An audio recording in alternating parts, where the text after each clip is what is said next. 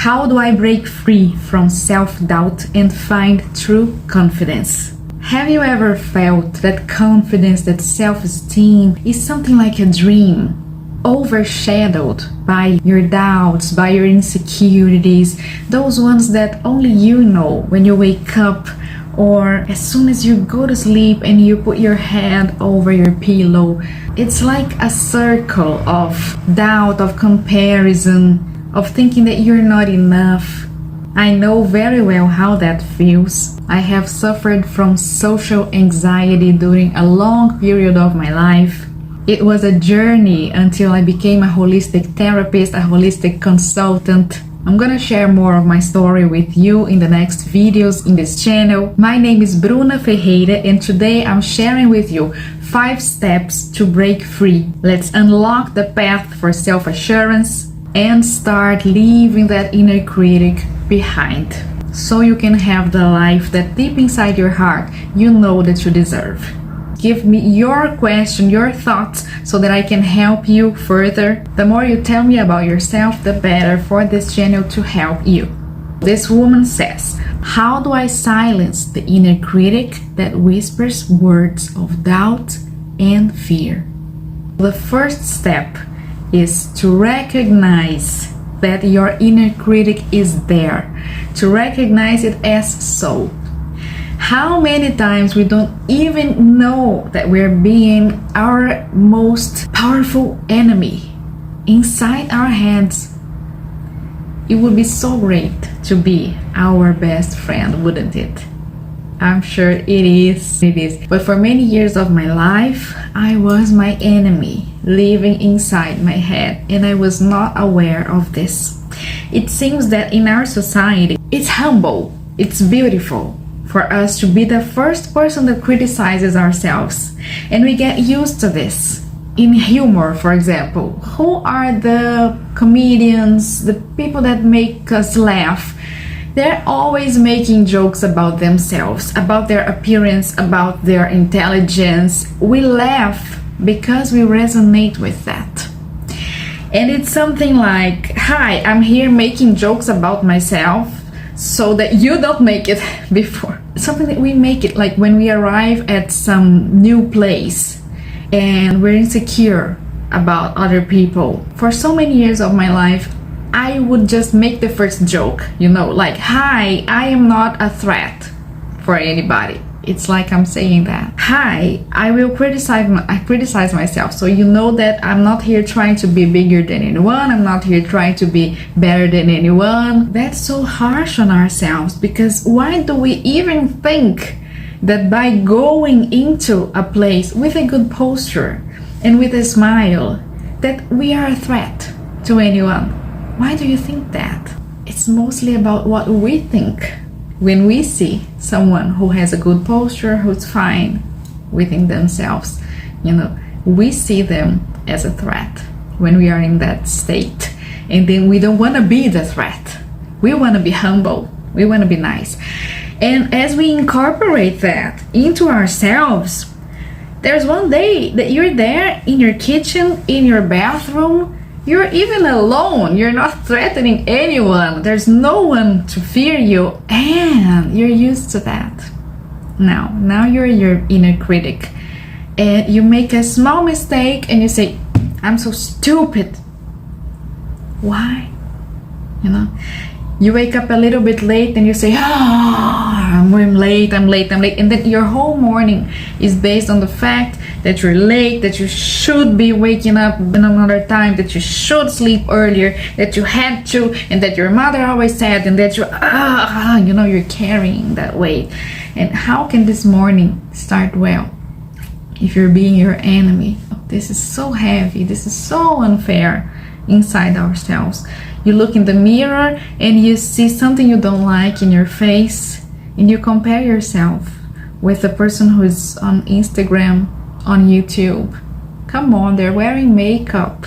Come on, they have Photoshop or whatever it is, and they can't even record on another day when they don't think they're feeling pretty or whatever. It's just so much unfairness. You compare other people's stage with your backstage. You see other people at their best. When you go out for a meeting, when they're at a restaurant, whatever, the university is well dressed, or at least a little bit well dressed. On the internet, on Instagram, maybe they had a weekend that was horrible. But what are they going to post? One picture that they're there with their boyfriends or their friends and they're smiling and there's a beautiful landscape behind and they post it. And it looks like the whole weekend was perfect. You don't know. It can have been great. Yes, it can, but you don't know. And then you see that on Instagram and you're like, my life's horrible. Why is your life horrible? Why are you even comparing? So first of all, recognize your inner critic. Recognize that the thoughts that you have don't have to be the ones that are there now. Sometimes it seems like it has to be this way. Like you look in the mirror and you are ugly. Like, what? Why? Why do you interpret that as ugly? And why can't you even change something that you want to change? You know, the questions that we never make. So first of all, recognize, am I being my friend or am I being my enemy here? The thoughts that I have, are they what there is to think? Or am I just used to picking thoughts that are against me? Now, second step, start challenging those thoughts. I've already started talking about this in the first step.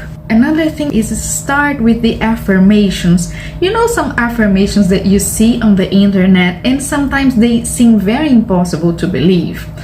For example, you start listening to a video of affirmations and it says, I'm so pretty, I'm so confident, I'm great. And you're listening to that and you're like, no, I'm not.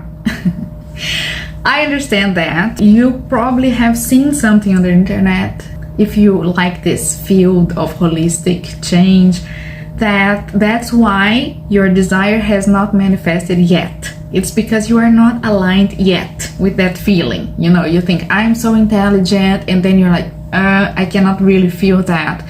Yeah, that's why you don't really behave like the intelligent person that lives inside of you, and then you don't have that result yet. Okay, but how do I jump from not believing that I'm confident and I have a lot to share with the world and I'm beautiful inside and out, to believing that and to behaving like that? This step is the step of challenging the negative thoughts. And you can start by saying these affirmations, not yet to believe them, but to start silencing the enemy. I remember I used to do this a long time ago and it really was game-changing for me. I was in the shower, for example, and I was thinking, oh, that person's so stupid, what they said to me, or I hate what they said, or oh, if I do this, that person will say this and that, and I'll have to stand for myself, I have to say this and that, and I have to, you know. And then you're like, I'm just not gonna do that. No, I'm just not going to go that place. I'm just not going. You know, inner enemy. Start with the affirmations. Start saying, I'm loved. I'm beautiful. I'm great now. I'm just taking my shower. I'm safe now. You know, it doesn't mean now that you're believing this, but you're shutting the inner enemy. So I'm not telling you to avoid your feelings. First, I told you, acknowledge your feelings, acknowledge your enemy, acknowledge that the thing you're thinking doesn't have to be what there is to be thought. That, oops, I'm being my enemy. First thing. Second thing is start, oops, I know that it doesn't have to be this way. Okay, that it is this way because I'm in a journey. I don't have to change like this. You could, okay, if you like the quantum knowledge, you can, but I'm not talking about this right now. Let's work with the fact that for now you feel that it's hard to just change. That's fine. It's part of your journey. So I can question those negative thoughts And I can say, all right, I am beautiful. I am beautiful. I am a good person. Even if you don't believe you, for a while, you shut the other thoughts. It doesn't mean that they will never come, but it means that you're giving yourself the opportunity to, for some moments, feel what it is to just look at you and say, all right, I don't think that I'm so pretty, but I know that I can feel that I'm pretty. I know that I can feel safe. When I'm in another vibration, I know that I can feel safe. And then the issue in your head is already different. Your head is already moving. You know, it's a path. So second step is this. Question your negative thoughts and start telling yourself, yes, I can change. You want to see? Okay, I'm going to look into the mirror and I'm going to say nice things. Even if I don't believe them yet, I'm going to tell them to myself. I am already changing because I'm paying attention to these new sentences. Does it make sense to you?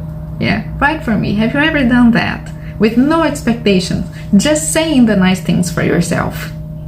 Now, the third step. Start practicing self-compassion. Imagine that the person you're helping is not yourself, is a friend. A very good friend. Even if you don't have friends right now, it doesn't matter. Just imagine you had one and imagine that you're helping this person. So this person is thinking the worst things about themselves. They're full of doubt. They're full of comparison with others. And life's so hard. Life's so heavy. And then you arrive there and you sit down just beside this person. I'm sure you're gonna be nice to this person. I'm sure you're gonna say, hey, you're being too harsh on yourself. You're being too hard on yourself. That's not fair with yourself. You're gonna say something nice. Remember step 1. We're so hard on ourselves, and when it comes to helping other people, we are really genuinely, from our hearts, we're nice to them. If it's someone that we like, it's so easy to just be nice, to just be compassionate, to just feel this empathy for the other, you know. Start bit by bit, step by step, being this compassionate person for yourself.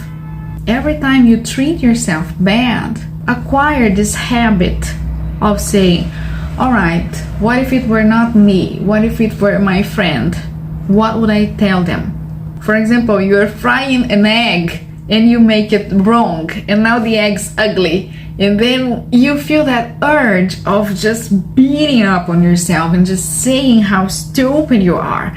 And then for a moment, remember me, remember this video, and say, what if it were my friend? My friend made this horrible egg and now they're cursing and they're saying how stupid they are. What am I gonna tell them? Really?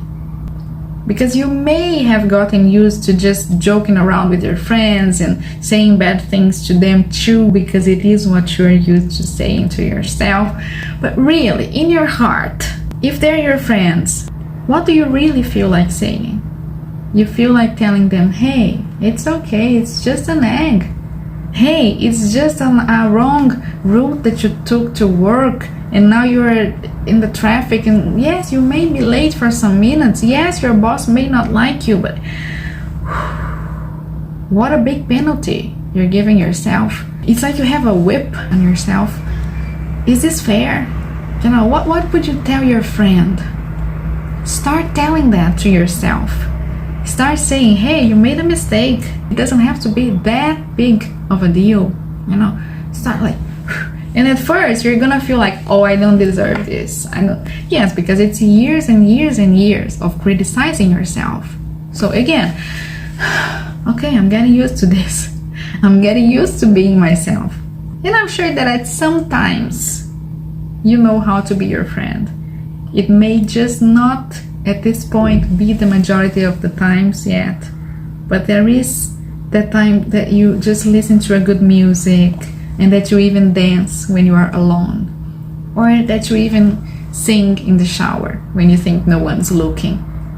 Start thinking there is some time that you're nice to yourself. Start rescuing those times and bringing more of them into your life with this sense that yes, you deserve it, that no, you're not a threat to anybody just because you are yourself. Actually, it is wonderful, it is an honor for the other people. When you are yourself, you irradiate that confidence and you inspire them to be themselves too. Fourth step, focus on your strengths. We are very used to seeing the strengths of other people and to seeing our shortcomings. Oh boy, have I done that in my whole life many times. It's like anything that other people compliment on us is not that big. And it's like all that the other people can do and that we can't is always bigger, is always more important, is always what we would really like. And our things are just like, yes, I'm good at that, but who is not? Or, and what use does that have? Or that. Why? You know, there's people in the world that need that very thing in which you're good.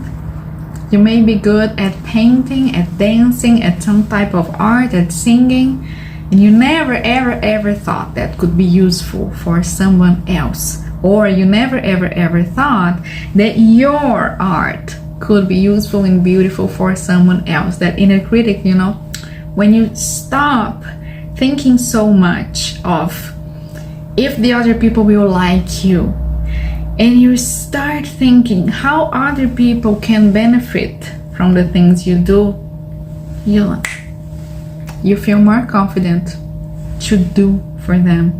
You start really understanding what's your community, what's really the people that would resonate with you.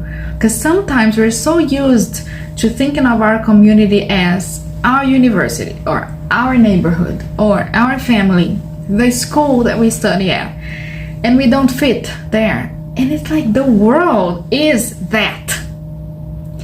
And I remember the first times that I traveled abroad, I was around 15 years old. I suffered bullying a lot in my school and the ballet class that I did ballet my whole life, and it was not it's like I didn't really feel that I fit. I had good friends there too, but it was a hard time. First I went with a group of other teens with a group leader, and then I started going to study, and my mom said, you will see how bigger the world is. You will see how much, like, this city where you live is nothing. The school where you study is just this. That person from your ballet who's so good, she dances so well, she's the perfect Bruna. She is nothing in the world. Even in Brazil, she's like, nobody knows her. And I don't mean this to diminish somebody, because of course everybody has their value in their community. What I mean is to understand that one's community is not the world. If I didn't fit there, the world's much bigger. And once I understood from this perspective, I went to London, I went to Paris, I went to lots of places. I understood that I didn't really have to go to England or to whatever to understand that the world was bigger. I started to understand that my city was bigger. So maybe nowadays you don't have the resources to travel, but it doesn't matter. If you just start changing your mind, you will see, oh, yeah, my city is bigger than I thought. And my city was so small. But sometimes it just seems like there is no way out. And actually there is. And actually there are other communities that you can serve. You can be useful to other people. There are people who are ready to be your friends, and you're not in the vibration of seeing them now. But when you start even accepting the idea that they exist in the world, I'm sure you will start seeing it. So focus on your strengths, on your achievements. Maybe you say, Bruna, I don't have any achievements. Is that true, really? Really? Dig inside yourself, really? Is there nothing that you're proud of? And even if there really isn't, Is there anything that you want to do, that you can start now? Not to have the recognition of others, but something that you want to do. Even if you think that this is irrelevant, you will start noticing that there will be people who benefit from that. There will be people that like that. There will be people that resonate with that. So you will be building this confidence from things that you never expected before. And from here we go to the 5th step, which is start action, even with fear. I know you may say it's easier said than done. That's fine. I understand. And why? Because I have been there too. And the function of fear, what fear does is to keep you not acting. Because you think, well, life could be this and that if I acted. And then fear says, and what if you do it and then you discover that not even when you do it, life is good? What if you discover that even if you try your hardest, you're not loved? Even if you try your hardest, you cannot achieve what you wanted. This is what fear does. And then you find excuses not to do it, whatever it is. If it is to talk to more people, if it is to start exercising, if it is to start practicing some art that you like, if it is whatever, fear keeps you from starting. In this fear that it will take you nowhere, and then you will be so desperate. So fear says, all right, let's be nice here. Let's just think that if you tried, if you did, you might get there. But not today, right? Yeah, not today. Like, stay here where you are, not discovering that maybe it will ruin and your life will be horrible because now you tried and there's nothing else to do. From the bottom of my heart, I assure you, there is no such thing. Even if you don't arrive precisely where you're thinking that you want to arrive, if you act, you will arrive somewhere that is nice. Fear is one energy. Fear is one frequency, one energetic frequency. A very low one, by the way. It's just energy. So if you start changing your energy, you will see things from other perspectives. That's something very valuable that you can do for yourself, is to just understand, all right, I have the fear of, for example, starting exercising and then seeing that it's not for me, and then seeing that I really can't, and then seeing that I will not lose weight anyway, and then seeing that I will not gain weight anyway, and then there's that thing. You never think it with words, but there is the feeling. There's the feeling of, okay, I'll start tomorrow. Yeah, it's gonna be great tomorrow. Yeah, next week. It's fear. It's fear. But actually, fear is never your friend. I remember once I was afraid of starting something very important in my life, which was to redo ballet. I looked in the mirror, really in the mirror. It's an exercise that I do. I do it for 15 minutes every day or whenever I can. And I asked myself, looking into my eyes in the mirror, I said, you're always postponing this. Why are you postponing this? And I was talking to myself and I thought, all right, just think 1 year from now, think 1 decade from now, think 90 years from now, think whatever, the day you're going to die. And think you're dying. I told myself this, you're dying and you're thinking, I wanted so much to go back to ballet. And I always thought that I was not good enough, that day was not the best day, that not yet, that what if I discovered that I don't have the same body, which I obviously didn't anymore, and that I cannot regain it, and then okay, now I'm dying, and I never did it. I cried, looking into my eyes in the mirror, I saw the tear coming. First from this side, then this side. I cried. you know. This is very powerful. So whatever it is that you're feeling fearful, that you're feeling not confident enough to do, look yourself in the mirror and ask, what if today is the day that is the last day of my life, I'm going to die now, and I look behind and I never, ever, ever took action because I was in fear? How will you feel? It's something like you just want to go back. You just want to go back and have another chance and do it. So this is your chance now. This is today. You're going back now. I'm coming from the past to tell you that you have this new chance.